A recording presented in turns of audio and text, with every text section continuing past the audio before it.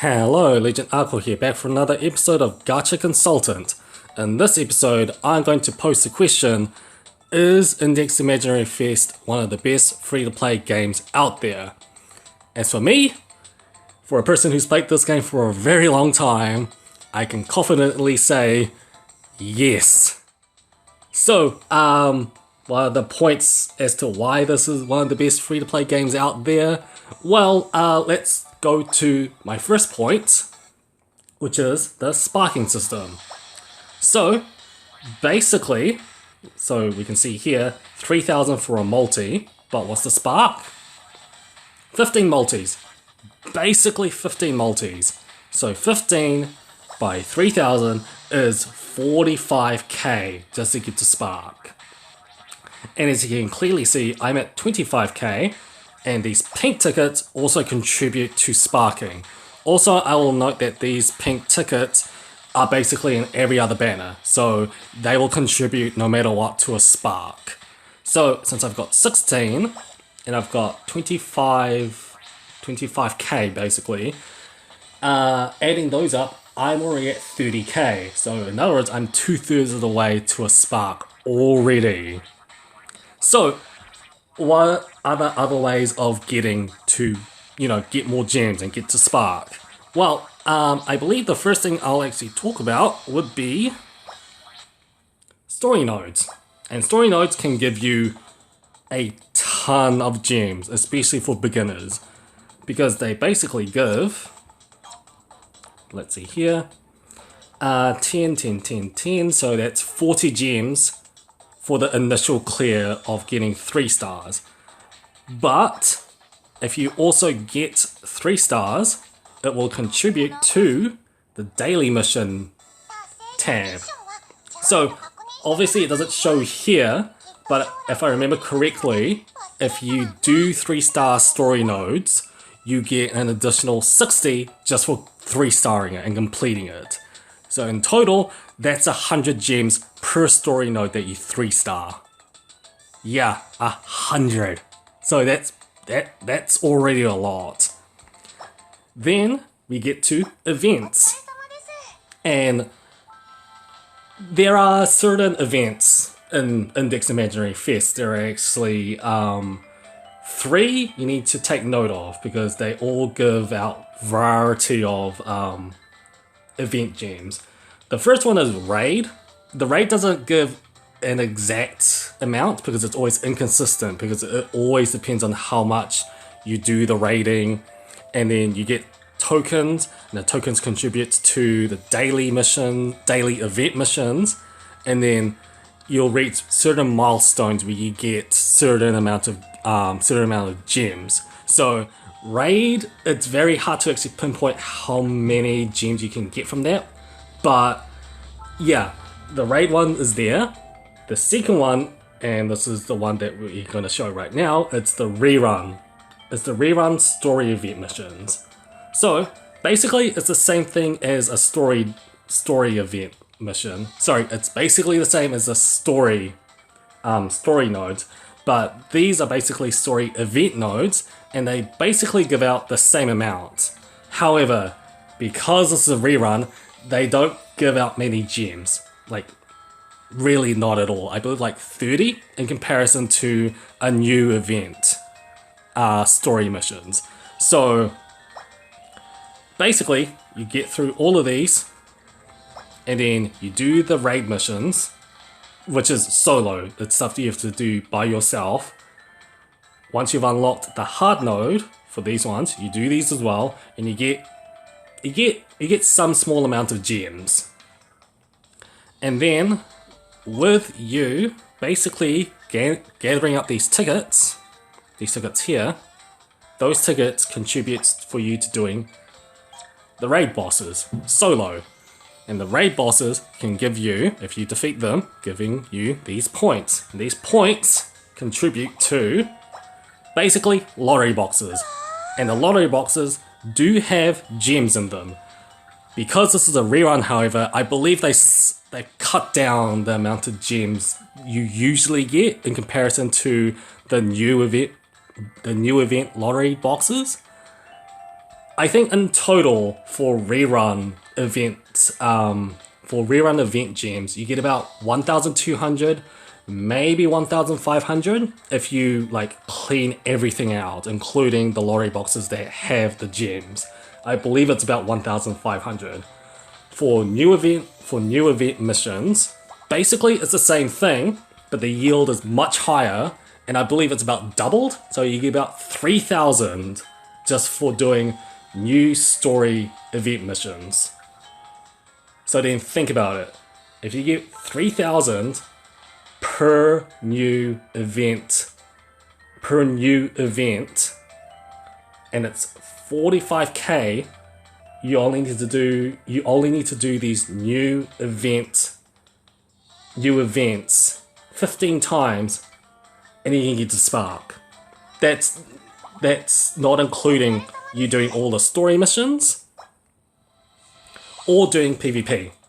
And PvP, I'll get to this right away, which is basically you can get a certain amount of gems as a beginner, but with the ranking, you do need to beat stronger and stronger actual real life players, and then you can basically get more gems that way. It also is proportional to if you fight some really powerful units slash players, you will yield more gems. The same goes for 3v3 as well. It's the same thing. It is basically the same thing. However, if your team is not strong enough, you're basically at a roadblock. Therefore, your amount of PvP gems that you yield basically goes to zero if you can't beat certain players who are obviously either whales or just have the better characters than you. Similar to my situation right now. So the PvP gem well will run out at some point, I will note, but at the very least for beginners, you can get a lot of gems initially. So that's something to point out for PvP. It's not mandatory, like either of these nodes are not mandatory. You don't need to do them. You don't need to do them. So with all that, with the story missions, with the event missions that you can get, and with PvP for beginners, in my opinion, you can already rack up 45k just from that alone. But you can also get gems from affections. So basically, every single time you use a character, the affection level goes up, as per like every other gacha game. However, you can also give certain characters gifts outright, like this. If you have enough, obviously I've hoarded a lot. If you can give them enough, you get rewards. Obviously, none here, but here's the thing. For beginners, if their character affection unit is like at 0 or barely at nothing, I suggest get like, if you've got enough of those gifts, get every character up to level 35. If you get up to level 35, I believe you get about 240 or is it 280 per character if you get them up to affection level 35. 200 or 240 to 280 plus every new character you get. Think about it. Think about how many characters you would already obtain just by going through the gacha as per normal, and then think about how much you get already. In my opinion, if you've got enough characters, you can easily break out of 45k immediately with all the venues I've already talked about. Even then, we are missing one of the easiest things out there, which is login campaigns and just campaigns in general. So for this one, let's see. For this campaign, it's basically another lottery. We get these tokens. It's the 10th anniversary. But for this one, basically, what's up for grabs are 3 pink tickets, so that's basically 900 gems. 200 by 10 of those gems as well, so that's 2,000. So there's another chance for you to get basically 2,900 gems. It's insane. Not to mention, if you get the grand prize, you basically get a free random 3-star battle character, as well as an assist, and a ticket to basically speed up the process immediately. It's insane. It is insane how many gems you can get. And then, I will point out, along with all that, you'll be thinking, like I said before in the gacha, the fact that, like, I'm not too sure whether I actually talked about it, but I'll reiterate, which is basically, there is a chance, even before during the 15 multis that you try to pull for certain characters, you can already get the character that you want. But if you're close to Spark, you can immediately grab another copy. It's not a hard pity. It's not a hard pity at all. It's straight up, it's a pity. So, in other words, there's a chance, if you're lucky enough, for you to immediately 4-star a character. So, you'll be thinking to yourself, okay, so I've got this character up to a 4-star. I can get them up to a 6-star. How? Obviously, the easiest way you can do that is just to get more copies of them. That would be good. However, there's also another better way of doing that. That would be dupe shards. So basically, what this entire tab is about is basically, if you've got certain units, be it battle or assist, up to 6 stars, yes, that means low rarity. If you got low rarity units up to 6-star, you can use them as basically ways to generate more dupe shards that way. And since these low rarity units are basically in every gacha and they basically spook you every single time, if you get them up to a 6-star, you have ways of generating battle shards and assist shards. It works both ways. If this sounds familiar to you, it's a little bit similar to Precon's dupe sharding system.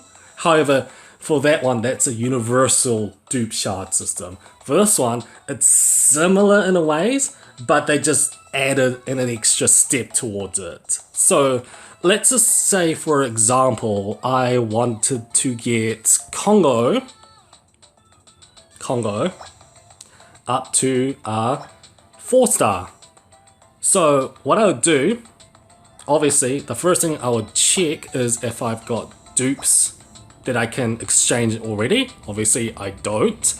So let's go into the shop. Go to this tab, and then let's find Congo, shall we? And the thing is, this dupe shard system, as soon as you get the character in question, they'll immediately show up in the dupe shard. There's no unlocks besides the initial one. As long as you get them, they'll show up in the dupe shard. They go away unless you 6-star them. That's the only thing, because obviously there's no point of. There won't be any exploits if you do that. They kind of thought ahead with that part, because a lot of the units that I've actually have 6-starred, yeah, sold out. So yeah, they thought that part ahead. So let's try and find Congo, shall we?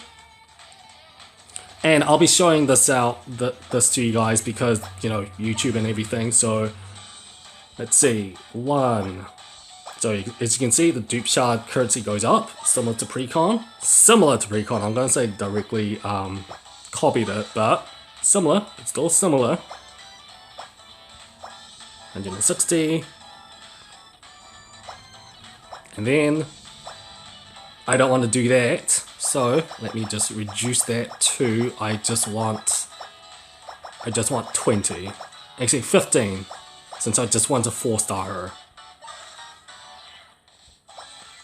So if you're wondering what the total amount is for you to actually get certain units up to 6 stars, if they are 3 stars and you want to get them up to 6 star, that's about 3,600, around that range.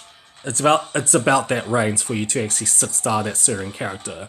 If it's a 4-star onwards, that's about 3,000, just straight up 3,000. If it's a 5-star onwards, that's probably even less. So I'm gonna say about less than 2,000 for you to actually 6-star that certain character. So let's just go in and actually kind of show it off, shall we? So, yep. As you can see, there is that star icon. There's that star icon there. It's basically saying, hey, this unit can be this unit's can go up in rarity now. And then there's 100. Let's do it. Yep, stat goes up as well because rarity goes up, so the stat goes up as well. That's pretty good. And then, boom! 3 stars now, 4-star.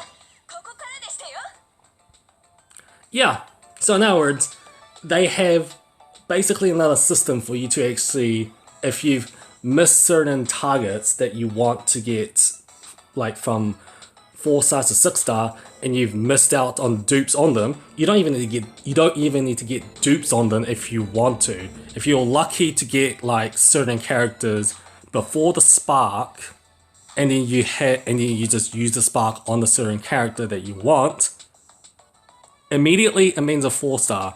But if you manage to get more copies of them before finishing off the gacha, but you're missing a little bit more just to 6-star them, you can just use the shop system just to 6-star them. There is an exception though. There is an exception, and this is the thing I haven't said. See these silver dupe shards? They're fish shards, and these ones are harder to get, as expected of fish units. This is the only detriment I will say about the Index Imaginary Fish gacha system. Basically, for fish units, they have their own currency.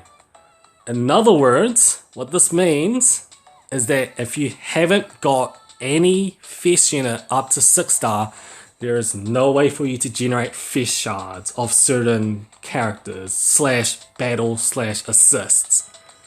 So if you can't do that, you have no ways of actually like generating ways of getting dupe fish shards.